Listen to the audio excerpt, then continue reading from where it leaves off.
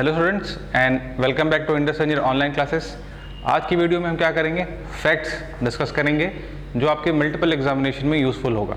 ठीक है, आप चाहे जो सा भी एग्ज़ाम दें, चाहे आप यूपीएसआई, एसएससी, जितने भी जो फैक्चुअल एग्जामिनेशन होते हैं या फिर वनडे एग्जामिनेशन होते हैं, ठीक है, उसमें जो इंपॉर्टेंट फैक्ट्स होते हैं जो पहले एग्जाम में आ चुके हैं या फिर मोस्ट प्रॉब्ली आने वाले हैं, तो वो सारे के सारे हम फैक्ट्स को स्टार्ट करेंगे। ठीक, अब उसमें टॉपिक जो हमारा पहला है वो क्या रहेगा, अर्थ। ठीक है, अर्थ के जितने इंपॉर्टेंट जो फैक्ट्स हैं उसको डिस्कस कर लेंगे। अर्थ से जुड़ी कौन कौन सी चीज़ें जो फैक्ट्स हैं उसको डिस्कस करेंगे।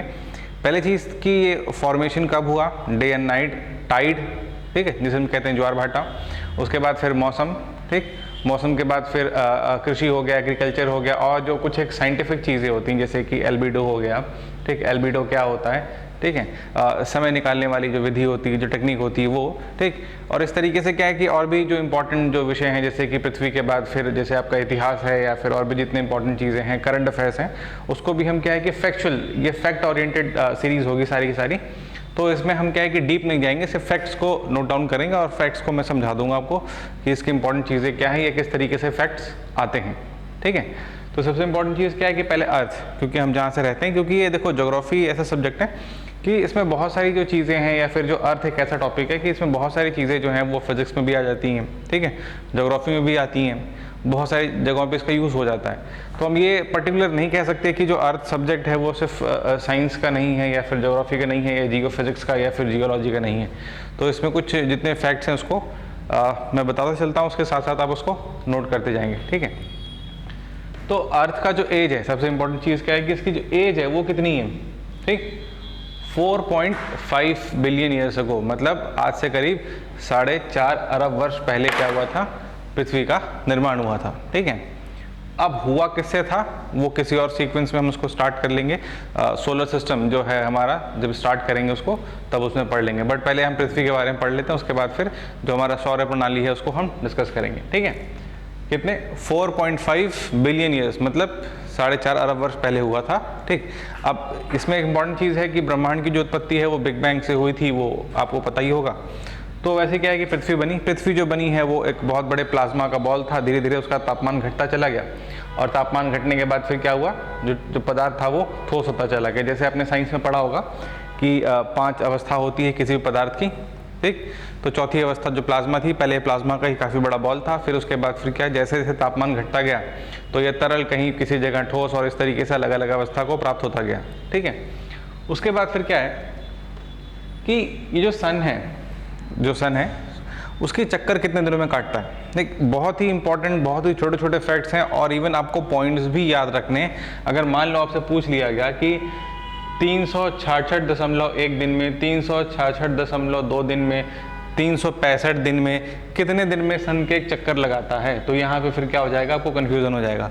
इसलिए जितने भी काफ़ी छोटे छोटे जो पॉइंट्स हैं उसको भी आपको नोट डाउन करना, उस पर आप पूरा का पूरा डिपेंड कर सकते हैं। बहुत ही एक कह सकते हो कि इंपॉर्टेंट फैक्ट्स हैं। ठीक है, इसमें गलत होने की कोई गुंजाइश नहीं है। ठीक, तो सन की जो एक चक्कर लगाता है वो कितने दिनों में लगाता है, 366.256 डेज। ठीक है, मतलब जैसे आपको पता है कि 365 दिन, उसके बाद फिर 6 घंटे के आसपास मान के चलो, मगर अगर कहा जाए तो 366.256 ठीक दिनों में क्या करता है, ये पूरा करता है। ये ऑप्शन याद रखना, 366.256 डेज, या फिर इसको एक चीज़ और कहते हैं, सिडेरियल डेज। सिडेरियल डेज मतलब, सिडेरियल मतलब क्या होता है, जो सन के आसपास जो कोई भी प्लेनेट जब चक्कर काटता है तो उसको हम सिडेरियल डे में काउंट करते हैं। या फिर कभी पूछ लिया जाए कि सिडेरियल डे क्या होता है या फिर अर्थ कितने सिडेरियल डे में चक्कर लगाता है। अगर मान लो ये ना पूछा क्या हो कि कितने दिनों में ऑर्बिट करता है, ये चक्कर पूरा करता है, ये पूछा जाए कि सिडेरियल डे क्या होता है, ठीक, कितने सिडेरियल डे में करता है।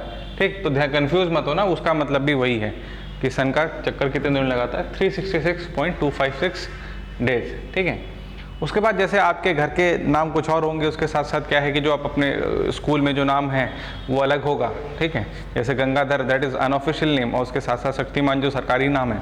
तो इस तरीके से क्या है कि अर्थ के काफ़ी सारे नाम हैं, सिनोनिम्स जिसे हम कहते हैं। ठीक है, तो कौन कौन से, हिंदी में हमें नहीं जाना, इंग्लिश में बस जान के रखो, क्योंकि मैक्सिमम ये लैटिन या फिर ग्रीक नेम्स हैं।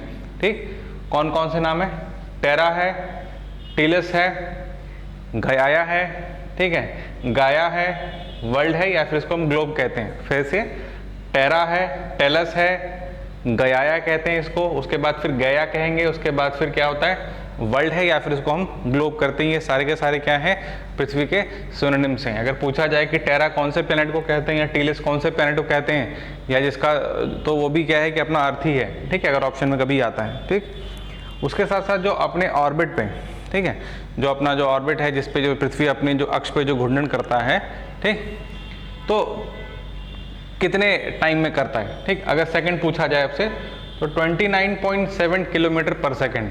ठीक, अगर सेकंड में पूछा जाए कि रोटेशन करने की या फिर अपने अक्ष पे या एक्सिस पे ऑर्बिट करने की जो स्पीड है, ठीक है, वो कितनी है 29.78 किलोमीटर पर सेकंड। ठीक है, सॉरी, ऑर्बिट करने की, सूरज के आसपास जो घूमता है ना, तो एक सेकंड में कितने दूर चला जाता है। अगर मान लो इस तरीके से क्या है कि ये सन है, तो ये इस तरीके से पृथ्वी क्या कर रहा है, इसके चक्कर लगा रहा है, तो पर सेकंड इसकी स्पीड कितनी है इसके चक्कर लगाने की। ठीक, तो वो कितनी है 29.78 किलोमीटर पर सेकंड। उसके साथ साथ अगर पूछे कि आवर्स में कितनी है, तो 600 किलोमीटर, 66,600 किलोमीटर पर आवर। ठीक है, सॉरी माइल्स में काउंट करेंगे क्योंकि डिस्टेंस काफ़ी बड़ा है। 66,600 माइल पर आवर, मतलब इतने में वो सन का क्या है ऑलमोस्ट ऑर्बिट करता है। ये स्पीड काफ़ी ज़्यादा है। उसके साथ साथ फिर क्या है कि पोलर जो रेडियस है, जैसे रेडियस को आप डबल कर दोगे दैट इज वो डायमीटर हो जाएगा आपका। ठीक है, तो आपको पोलर रेडियस अलग जानना है। पोलर रेडियस मतलब क्या हो गया, अगर ये अर्थ है तो इस पोल से लेके इस पोल, इस ध्रुव से लेके इस ध्रुव के बीच का रेडियस कितना है। उसके बाद फिर क्या होगा, इक्वेटर का होगा कि यहाँ से लेके यहाँ तक का रेडियस कितना है, तो हम इसकी बात कर रहे हैं पोल की। ठीक है, हम किसकी बात कर रहे हैं, पोल की, ए से लेकर के बी। ठीक है, इसके बीच में जो पोलर रेडियस है कितना है, तो 6,356.8 किलोमीटर। एक एक पॉइंट आपको याद रखना है, 6,356.8 किलोमीटर, ये क्या है पोलर रेडियस। सिमिलरली इसका जो इक्वेटोरियल रेडियस है, या हिंदी में जिसको हम क्या कहते हैं, आपका जो ये इक्वेटर है, मतलब पृथ्वी का जो ये बीच वाला पोर्शन ही है, ठीक है, विषुवतीय रेखा, यहाँ पे इसका जो रेडियस है कितना है 6,378.1 किलोमीटर। देखोगे बहुत माइनर सा छोटा सा ही डिफरेंस है, कुछ 10, 15, 20 किलोमीटर का ही होगा। इक्वेटर पे जो इसका रेडियस है 6,378.1 किलोमीटर, इसको डबल कर लोगे तो रेडियस। एग्जाम में पूछा जा सकता है कि पोलर रेडियस क्या है या फिर इक्वेटर वाला रेडियस क्या है। ठीक है, उसके बाद फिर क्या है कि सरकमफेरेंस, पूरा का पूरा जो परिधि है इसका वो कितना है। ठीक, तो इसमें भी फिर हम वही चीज़ फॉलो करेंगे, क्या कि पोल से पोल के बीच में कितना है और इक्वेटर से इक्वेटर का जो हमारा सरकमफेरेंस है वो कितना है। ठीक है, तो पूरा जो है वो जो इधर से आता है हमारा वो कितना है 40,075.17 किलोमीटर। ठीक है, 40075.0017 किलोमीटर वो इक्वेटर से हो गया। ठीक है, उसके साथ साथ सरकमफेरेंस जो है हमारा मेरिडियन, इस तरीके से अगर हम काउंट करें देखें तो 4,007.86 किलोमीटर। ठीक है, इस तरीके से, मतलब ऑलमोस्ट बराबर ही है। ठीक, ज़्यादा नहीं है इसमें। उसके साथ साथ एस्केप वेलोसिटी ही क्या है, एस्केप वेलोसिटी मतलब अगर मान लो कि आपके हाथ में पत्थर है और उसके साथ साथ कोई भी एक वस्तु या ऑब्जेक्ट है, अगर आप पृथ्वी से उसको बाहर फेंकना चाहते हैं तो कितने वेग से या कितने स्पीड से आप फेंकोगे कि पृथ्वी से वो बाहर निकल जाए। ठीक है, वैसे जैसे आप देखते हो कि मूवीज़ में कि हैंकॉक देखा होगा आपने, शक्तिमान देखा होगा, उसमें किसी एक ऑब्जेक्ट को फेंकता तो सीधे वो स्पेस में चला जाता है। ठीक है, तो स्पीड कितनी होनी चाहिए, तो कई बच्चों को पता होगा बस कि नहीं 11 किलोमीटर पर सेकंड है, बट इवन काफ़ी प्रिसाइजली आपको कहा जाए तो 11.186 किलोमीटर पर सेकंड। ठीक है, अगर आप किसी ऑब्जेक्ट को 11.186 किलोमीटर की स्पीड से फेंकते हो किसी भी ऑब्जेक्ट को, तो क्या होगा वो स्पेस से या फिर अर्थ के जो ग्रेविटेशनल जो एरिया है उससे बाहर निकल जाएगा। ठीक है, उसके साथ साथ क्या है कि एटमॉस्फेयर में कौन कौन से इंपॉर्टेंट गैसेज हैं उसके बारे में आपको जानना बहुत ज़रूरी है, और सबसे ज़्यादा खासकर ये जो आपका CO2 है, क्योंकि बहुत बार एग्जाम में पूछा जा चुका है। मतलब ये आप देखोगे SSC, UPPCS या फिर क्या है कि रेलवे, बहुत सारे एग्जाम्स में आता रहता है। ठीक है, तो एटमॉस्फेयर में सबसे ज़्यादा जो गैसेस हैं वो कौन सी हैं, ऑब्वियस है नाइट्रोजन। ठीक, नाइट्रोजन जो गैस है वो सबसे ज़्यादा अर्थ पे पाया जाता है। सबसे कम कौन सा है, हाइड्रोजन। ठीक, सबसे ज़्यादा कौन सा है, नाइट्रोजन। सबसे जो कम है वो क्या है आपका, हाइड्रोजन है। परसेंटेज वाइज अगर देखा जाए तो नाइट्रोजन 78.08% है। ठीक है, नाइट्रोजन 78.08% है।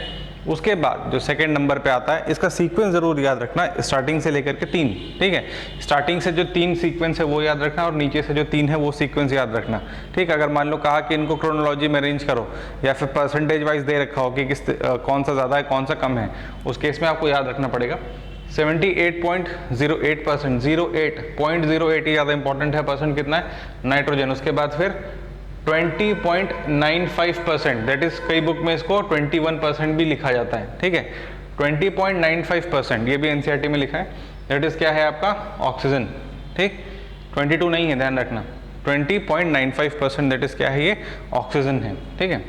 उसके बाद फिर 1% जो है, सिर्फ 1% क्या है आपका water vapour, water vapour consistently घटता बढ़ता रहता है, तो 1% क्या है आपका वाटर वेपर। उसके बाद फिर 0.9340, ठीक है, 0.9340 क्या है आपका आर्गन, ठीक, ये 3 याद रखना, सबसे ज़्यादा नाइट्रोजन, उसके बाद फिर ऑक्सीजन, उसके बाद फिर वाटर वेपर, ठीक है, यहाँ तक भी याद रख लोगे तब भी काफ़ी है। उसके बाद फिर आर्गन है, उसके बाद CO2 कितना है, तो जो हमारा CO2 है 0.0408%, ठीक है, या फिर इसको कभी एग्जाम में आए तो आप इसको 0. इस तरीके से 4% भी कह सकते हैं कि जो CO2 है वो इतना ही है, 3 नहीं है, ठीक है।